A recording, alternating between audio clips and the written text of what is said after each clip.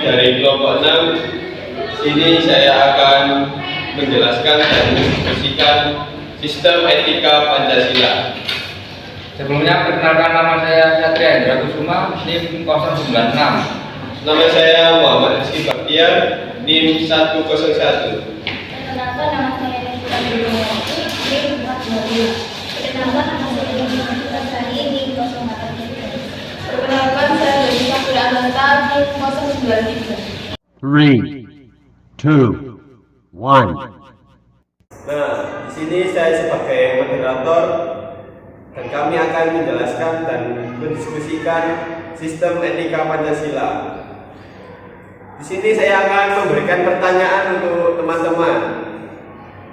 Apa saja konsep Pancasila sebagai sistem etika? Silakan yang mau menjawab. Saya akan menjawab tentang konsep Pancasila sebagai sistem etika. Sistem etika dibagi menjadi 3, yaitu pengertian etika. Istilah etika berasal dari bahasa Yunani ethos yang artinya tempat tinggal yang biasa. Yang kedua, etimologis. Etika berarti ilmu tentang segala sesuatu yang biasa dilakukan atau ilmu tentang adat kebiasaan. Yang ketiga, pada umumnya etika dimengerti sebagai pemikiran filosofis mengenai sebagai sesuatu yang dianggap baik atau buruk dalam perilaku manusia. Itu saja yang saya mengerti. Bagaimana menurut Anda? Oke, menurut saya jawaban Anda sudah cukup dan tepat. Dan saya akan melanjutkan pertanyaan nomor 2. Menurut kalian, ada berapa aliran etika dalam bidang filsafat? Monggo yang mau menjawab. Saya akan menjawab pertanyaan nomor 2. Menurut saya, etika dalam bidang filsafat meliputi 3 arti. Yang pertama, etika keutamaan atau etika kebijakan adalah teori yang mempelajari keutamaan. Artinya mempelajari tentang perbuatan manusia itu baik atau buruk. Yang kedua, etika teleologis adalah teori yang menyatakan bahwa hasil dari tindakan moral menentukan nilai tindakan atau kebenaran tindakan dan dilawan dengan kewajiban. Yang terakhir, etika deontologis adalah teori etika yang bersangkutan dengan kewajiban moral sebagai hal yang benar atau bukannya membicarakan tujuan atau akibat. Itu saja yang saya jelaskan. Gimana teman-teman? Apakah sudah jelas jawaban nomor 2? Oke, kalau sudah jelas, saya akan lanjutkan nomor 3. Menurut kalian, apakah penting diperlukannya Pancasila sebagai sistem etika? Saya akan menjawab pertanyaan dari moderator. Alasan diperlukannya Pancasila sangat penting, yaitu etika merupakan cabang filsafat Pancasila yang dijabarkan melalui sila-sila Pancasila dalam mengatur perilaku kehidupan bermasyarakat, berbangsa, dan bernegara di Indonesia. Etika Pancasila cenderung mendekati pada pengertian etika kebijakan dalam sistem pemerintah. Oleh karena itu sangat penting. Oh iya. Gimana? Sudah jelas? Sudah jelas. Oke, saya akan lanjutkan lagi ya untuk nomor 5. Masih semangat teman-teman?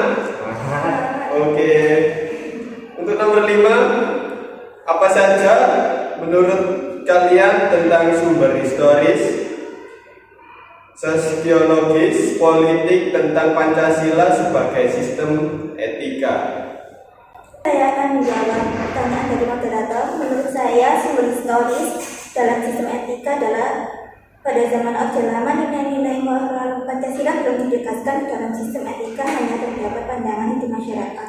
Pada era reformasi, Pancasila sebagai sistem etika sudah ada tetapi tenggelam karena adanya abuse of power balik di lembaga legislatif, eksekutif atau yudikatif. Hal inilah yang mengakibatkan korupsi di berbagai kalangan. Untuk sosiologi di bidang sistem etika, Sumber sosiologis Pancasila sebagai sistematika dapat ditemukan dalam kehidupan masyarakat berbagai etnik di Indonesia. Misalnya, orang Minangkabau dalam bermusyawarah memakai prinsip bulat air oleh pemburu, bulat kata oleh mufakat. Untuk sistem politik dalam sistematika yaitu sebagai sistematika terdapat dalam norma-norma dasar sebagai sumber penyusun sebagai peraturan perundang-undangan di Indonesia. Pancasila sebagai sistematika merupakan norma tertinggi yang sifatnya abstrak, sedangkan perundang-undangan merupakan norma yang ada di bawahnya bersifat konkret. Gimana? Apakah sudah jelas teman-teman? Oke teman-teman, saya ingin melanjutkan pertanyaan terakhir yaitu pertanyaan nomor 6. Di sini saya akan mempertanyakan bagaimana cara membangun argumen tentang dinamika dan tantangan Pancasila sebagai sistem etika. Silakan yang mau menjawab. Saya akan menjawab pertanyaan dari moderator. Ya. Beberapa argumen tentang dinamika. Pertama, pada zaman Orde Lama pemilu diselenggarakan dengan semangat demokrasi yang diikuti banyak partai politik. Kami dimenangkan 4 partai politik, yaitu Partai Nasional Indonesia, Partai Muslimin Indonesia, Partai Nahdlatul Ulama, dan Partai Komunis Indonesia. Kedua, pada zaman Orde Baru sistem etika Pancasila diletakkan dalam bentuk penataran. Keempat, pada zaman Orde Baru itu pula muncul konsep manusia Indonesia seutuhnya sebagai cerminan manusia yang berperilaku dan berakhlak mulia sesuai dengan nilai-nilai Pancasila. Ketiga, sistem etika Pancasila pada era reformasi tenggelam dalam euforia demokrasi. Ada beberapa tantangan Pancasila sebagai sistem etika. 1. Masih terdapat banyak kasus korupsi yang melemahkan sendi kehidupan negara. 2. Masih terdapat kasus terorisme yang mengatasnamakan agama sehingga menurunkan sikap toleransi dan menghambat integritas nasional. 3. Masih terjadi pelanggaran atas HAM dan kehidupan bermasyarakat, berbangsa dan bernegara. 4. Terdapat kesenjangan antara kelompok miskin dan kaya serta masih terdapat banyak kaum marginal di beberapa wilayah yang merasa terasingkan. 5. Masih adanya ketidakadilan hukum dan sistem peradilan di Indonesia. Banyak terjadi pengingkaran dalam pembayaran pajak dan sebagainya. Sudah. Oke, menurut saya jawaban kamu sudah tepat. Oke teman-teman, sebelum acara diskusi ini saya tutup, apakah ada pertanyaan untuk saya tentang materi sistem etika Pancasila? Ada. Apa yang dimaksud dengan esensi dan urgensi Pancasila sebagai sistem etika? Saya akan menjawab pertanyaan Anda. Esensi dan urgensi Pancasila sebagai sistem etika. Esensi adalah inti atau hakikat, bisa juga disebut sebagai hal yang pokok dari sesuatu.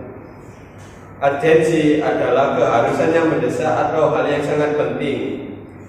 Etika adalah ilmu tentang apa yang baik dan buruk, tentang hak atau kewajiban moral.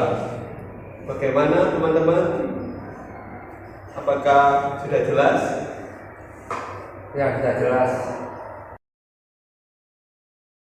Setelah kita membahas sistem etika Pancasila, apakah menurut kalian ada contoh kasus yang berkaitan dengan etika Pancasila? Ya, ada. Ya, Untuk kasus yang berkaitan dalam sistem etika ini sangat banyak. Ya. Kita ambil salah satu dari kasus korupsi yang ada di Indonesia. Contohnya, kasus korupsi KTP elektronik menjadi kasus yang menarik perhatian publik karena nilainya yang fantastis dan penuh dengan drama. Berdasarkan perhitungan BPK, negara mengalami kerugian sebesar 2,3 triliun. oh, banyak ya. Lumayan.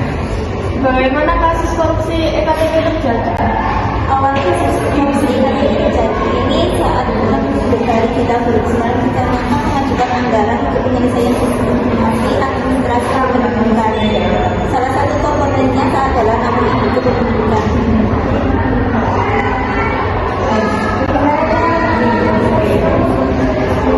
Memperbaiki sistem dan memantau pengaduan masyarakat, terus memperlakukan kewajiban pelaporan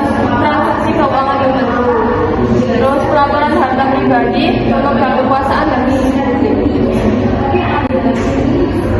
Apakah sudah jelas teman-teman?